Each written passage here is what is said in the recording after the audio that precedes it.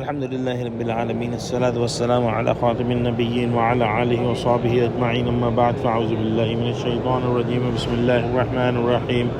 قال الله تعالى في سورة آل عمران: فبما رحمة من الله لنت لهم ولو كنت فظا غليظ القلب لانفضوا من حولك فاعف عنهم واستغفر لهم وشاورهم في الأمر فإذا عزمت فتوكل على الله إن الله يحب المتوكلين.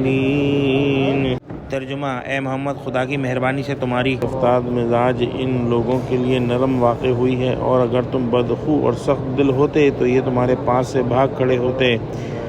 تو ان کو معاف کر دو اور ان کے لیے خدا سے مغفرت مانگو، اور اپنے کاموں میں ان سے مشاورت لیا کرو، اور جب کسی کام کا عزم مصمم کر لو تو خدا پر بھروسہ رکھو، بے شک خدا بھروسہ رکھنے والوں کو دوست رکھتا ہے. اللہ سبحانہ وتعالیٰ نے اس پچھلی آیتوں میں مسلمانوں کی کوتاہیوں پر تنبیہ فرمائی اور معافی کا اعلان فرمایا. اب اس آیت کے اندر نصیحت کی جا رہی ہے کہ آئندہ جو منافقین ہیں، جو آستین کے سانپ ہیں، ان کی جماعت کی باتوں سے فریب مت کھانا.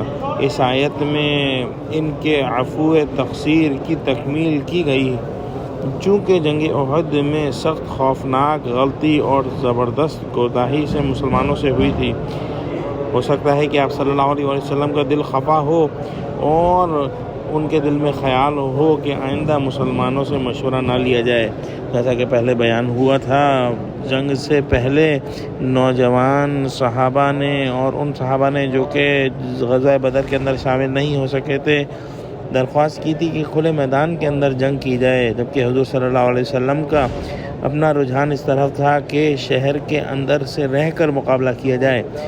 لیکن جب انہوں نے مشورہ کر لیا اور پھر ان کا مشورہ جو ہے مان لیا، تو پھر اللہ سبحانہ وتعالیٰ کے نبی نے جو ہے اپنے فیصلے پر قائم رہے اور انہوں نے ہتھیار باندھ لیے. اس کے بعد ان صحابہ نے جنہوں نے کھلے میدان میں جا کر لڑنے کا مشورہ دیا تھا، ان کو اپنی غلطی کا اندازہ ہوا، احساس ہوا، تو انہوں نے کہا کہ یا رسول اللہ صلی اللہ علیہ وسلم، شہر کے اندر سے ہی مقابلہ کر لیں اور جو آپ کی رائے ہو. لیکن حضور صلی اللہ علیہ وسلم نے اس وقت ان کی بات جو ہے وہ نہیں مانی. اس آیت کے اندر اللہ سبحانہ وتعالیٰ نے یہی بات فرمائی ہے کہ جب ایک دفعہ فیصلہ کر لو تو پھر اللہ پر جو ہے بھروسہ رکھو اور اللہ پر توکل رکھو، اور اللہ جو ہے بھروسہ رکھنے والوں کے ساتھ ہے. اللہ سبحانہ وتعالیٰ نے حضور صلی اللہ علیہ وسلم کو خوش اخلاق اور نرم خو بنایا ہے، اور اگر ان کو اس کے برعکس بنایا جاتا تو لوگ ان سے جو ہے وہ دور چلے جاتے اور ان کے پاس جو ہے وہ جمع نہیں رہتے. یہی وجہ ہے کہ اس قدر شدید غلطی کے بعد بھی آپ صلی اللہ علیہ وسلم صحابہ کے ساتھ جو ہے محبت و شفقت سے ہی پیش آتے رہے. اللہ نے صحابہ کی غلطی کو معاف کر دیا اور آپ صلی اللہ علیہ وسلم نے بھی ان کی غلطی کو جو ہے وہ معاف فرما دیا. اللہ سبحانہ وتعالیٰ نے اس آیت کے اندر جو ہے وہ حضور صلی اللہ علیہ وسلم کو حکم فرمایا ہے کہ مسلمانوں سے مشورہ لیتے رہا کرو، اور جب ایک دفعہ کسی چیز پر فیصلہ ہو جائے تو پھر اس فیصلے پر ثابت قدم رہو اور جو ہے اللہ پر توکل کرو. اللہ توکل کرنے والوں کو دوست رکھتا ہے.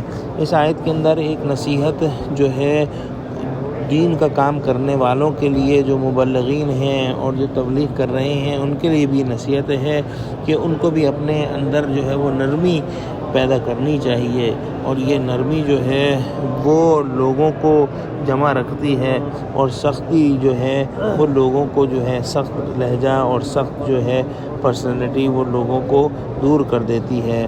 دعا کرتے ہیں کہ اللہ سبحانہ وتعالیٰ ہم کو قرآن کا فہم عطا فرما. آمین. وآخر دعوانا الحمد للہ رب العالمین. والسلام علیکم ورحمۃ اللہ وبرکاتہ.